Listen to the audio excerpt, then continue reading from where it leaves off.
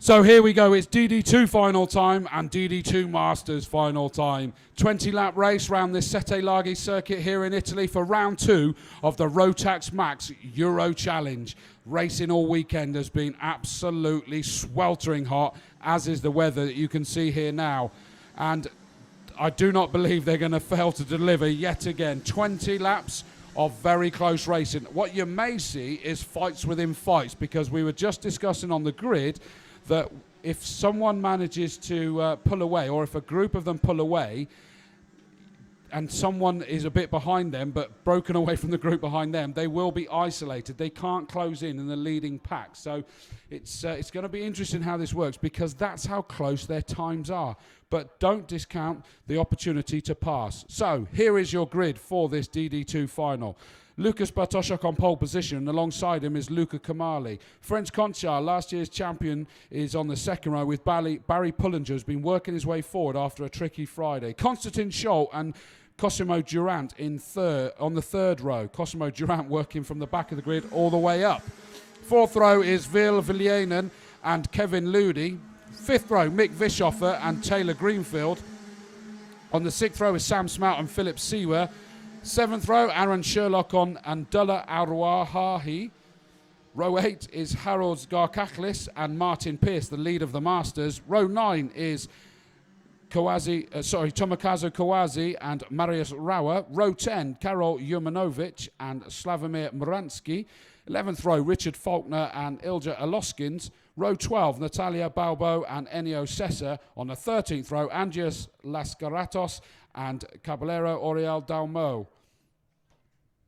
My apologies, I think I've just got that the wrong way round. It is, in fact, Oriel Dalmo Caballero, and on the 14th row, Zianis Slavinsky all alone. So they are now working their way round the last two hairpins, snaking their way round these hairpins. As they get onto the straight after turn 10, again, we see them just throw the anchors out. And they're going to have to quite dramatically, because the latter carts still aren't up to the back there, and we're already starting to turn around turn 11. So they're going to have to go incredibly slow. It looked like Bartoszek just kind of went a bit tight on that corner, forcing Luca Kamali to sort of drop behind him rather than alongside. But they're into the corridors now. Are we going to get the green light? One of the carts is only just going round. Off we go. It is time to go racing. The green light has been given. And into the first lap. Are we clean? Yes, it looks like everybody's made it through safely there. And it is into the lead. It is our pole man, Bartoszek. But French Conchar has got into second position. It is that inside line that has really made the difference again, hasn't it? But Luca Kamali hasn't lost out any more than that. He is sat there in third position. And I think, is it Konstantin Scholl? We've got a back marker just going through that obviously had an issue off of the start, just making their way around the circuit at the moment, but far enough ahead to not have an issue. And it looks like a challenge for fourth position. I don't know whether that move was made yet or not, but it was definitely being sized up. But out front now is that French Conchar. Ferenc has actually got himself into the lead. So much going on in those lead two packs that it's impossible to keep up with it. But French Conchar is indeed into the lead. He's got ahead of Bartoszek, with Luca Kamali now right firmly on the back there. Barry Pullinger still in fourth position. Konstantin Scholl, Cosimo Durant. Kevin Ludi's up one place already into seventh position, and there's no one being isolated at the moment because it's a constant train of these DD2 carts. Look at this going down towards turn 6. It looks like Bartoszek is making a challenge. Was there contact there? There was, and then there's contact in the back as well, and that looks like Luca Kamali, and all hell's broken loose down that back straight as everybody trying to dive this way, that way, trying to stay out the way. Bartoszek somehow comes out of that in the lead, and Ferenc Conchar is still there. So Luca Kamali lost out. I think he got caught up in their moment and then tapped by a few others behind. A couple of those hits looked really putting them off the track, let alone the racing line. But the front two have now managed to break away. So sat now in third is Konstantin Scholl. Kevin Ludi up to fourth position. Taylor Greenfield, the Peruvian, first time in the DD2, is now sat there in fifth. And sixth is Vil Viljanen. We're just trying to see whether we've lost any. Barry Pullinger has lost out on that after working so hard this weekend. He's down there and potentially, I don't know whether he's actually running anymore. I think he may well be out of this race, which is a real shame for him after everything he's done. Kevin Ludi there is, has he got ahead of Konstantin Scholl? I think he has, hasn't he? So Kevin Ludi's up into a podium position from having to work really hard from the fourth row in this, even further back in the pre-final, and he's got himself up there. But now it's that dreaded isolated. The two up front are so far down the road that I don't know how much confidence he's going to have of being able to reel them in. Bartoszuk still in the lead with 17 laps still yet to go. But French Conchar is keeping him honest, isn't he? He's right there, not letting him escape very easily. Kevin Ludi still in third position, but Konstantin Scholl is pressurising him hard. Viljanen up to fifth position, and Taylor Greenfield in sixth. Sam Smelk, we got 622 pulling off, and that looks like out of the race there, unfortunately. So that is Slavomir Moransky. Kevin Ludi still holding on to that position there. As we wait to see the leaders come round, it is still Bartoszuk in the lead and just starting to pull away ever so slightly from the kart of our 2015 champion, French Conchar. 6:01, still sat there in second position. But Ludi's not able to relax in that third just yet, is he?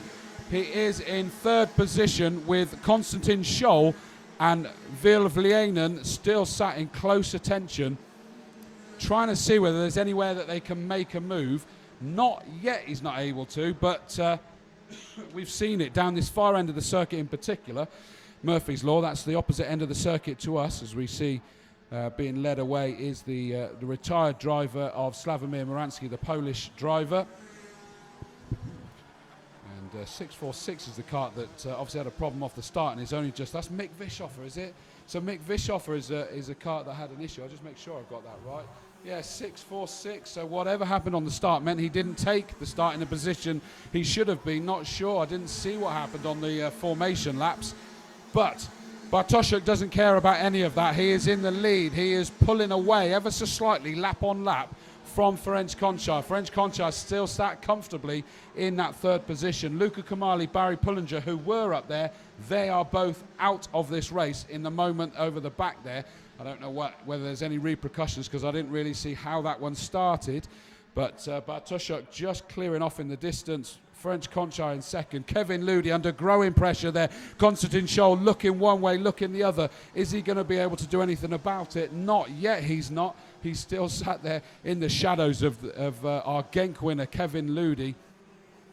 They almost want to try and work together to give themselves a chance of closing in. And of course, what he's not happy he's going to be seeing is that Bartoszuk and Conchar are not fighting, so they're not slowing themselves up by fighting with each other. Bartoszuk he's so confident on the grid, wasn't he, when we interviewed him, that he's desperately hoping to just stick with his speed that he knows he's got and just try to pull away ever so slightly.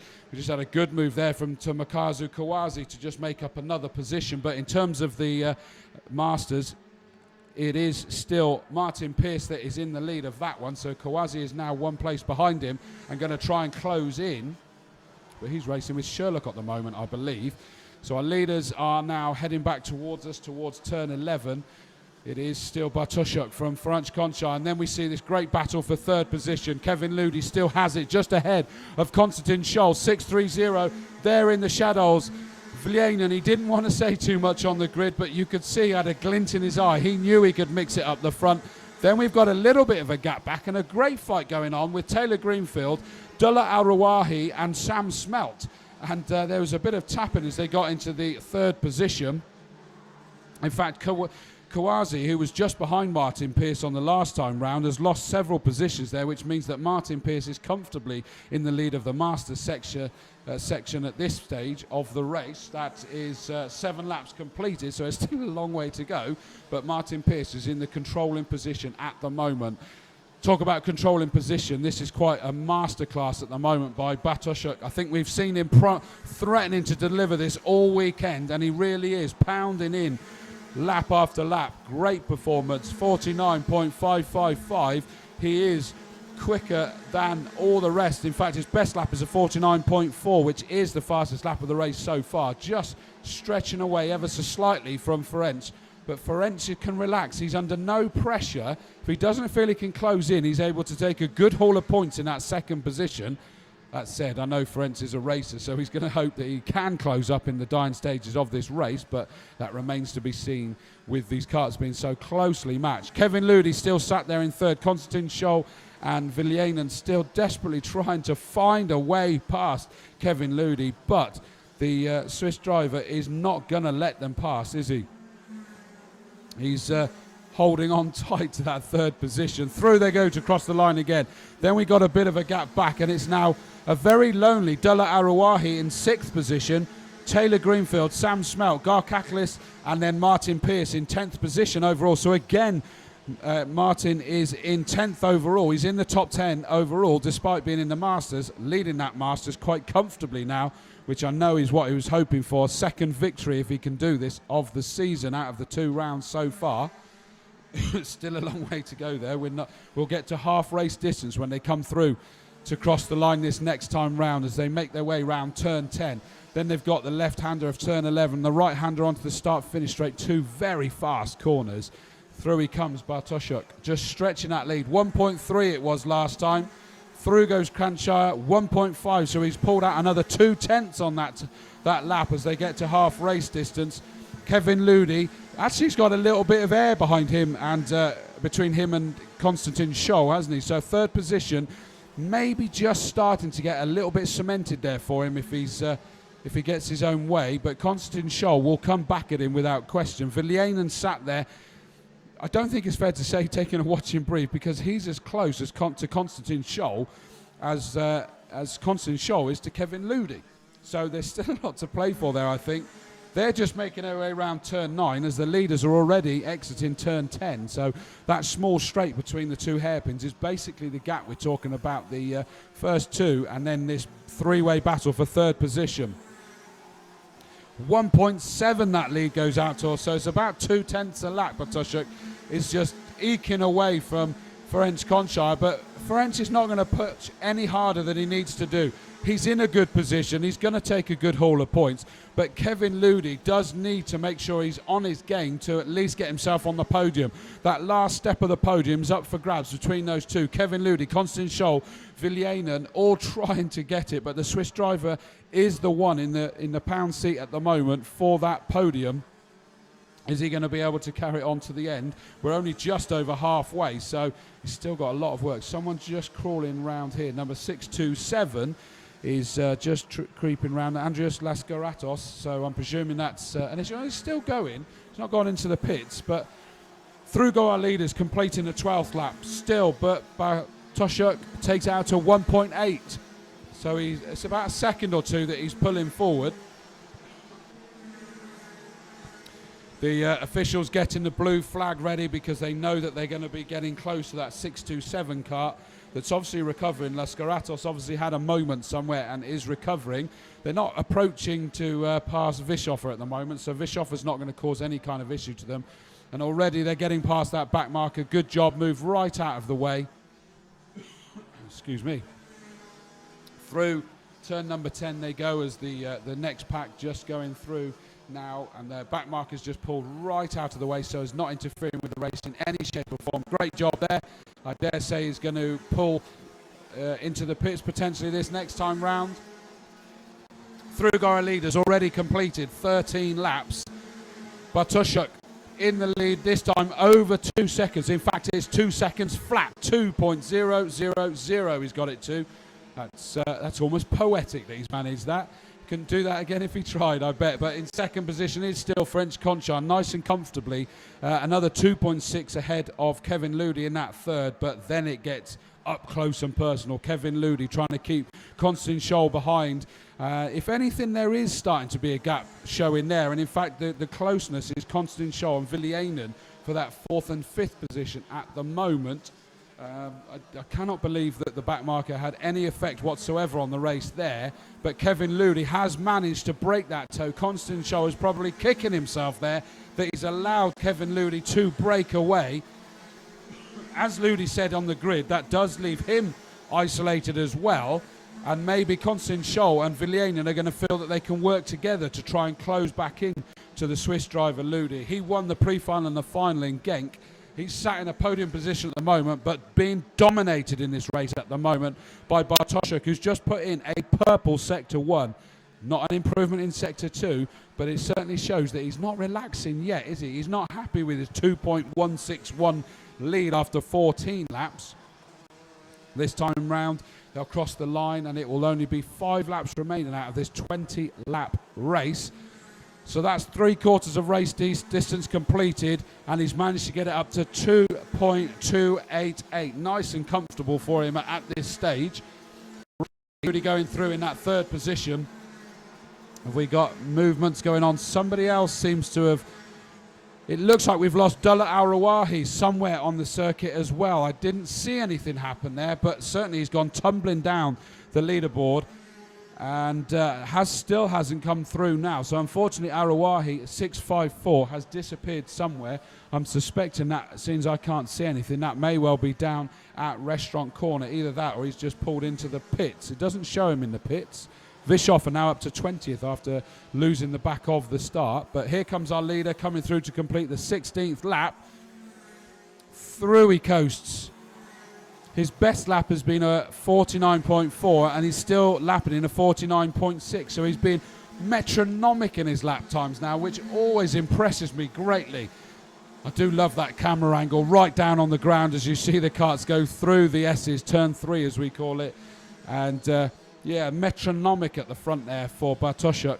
Martin Pearce leading the Masters still in kart 634, which means he's actually top 9 that he's running in now in the overall DD2. Great performance. Ferenc Concha still sat there in 2nd. Kevin Ludi 3rd. Konstantin Scholl, Villianen, Taylor Greenfield from Peru in his first ever DD2 race. He was so relaxed on the grid. It was brilliant, and I'm not surprised because there's no pressure on him. It's his first experience.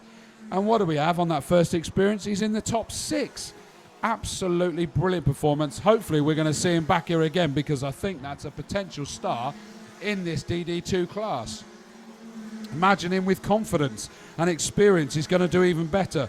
Slavinsky's just jumped up to 9th position, demoting Martin Pearce back down to 10th overall. Doesn't matter to him for his championship because he's still leading that class, because Kawasi is down in 14th at the moment. So he sits there nice and comfortably.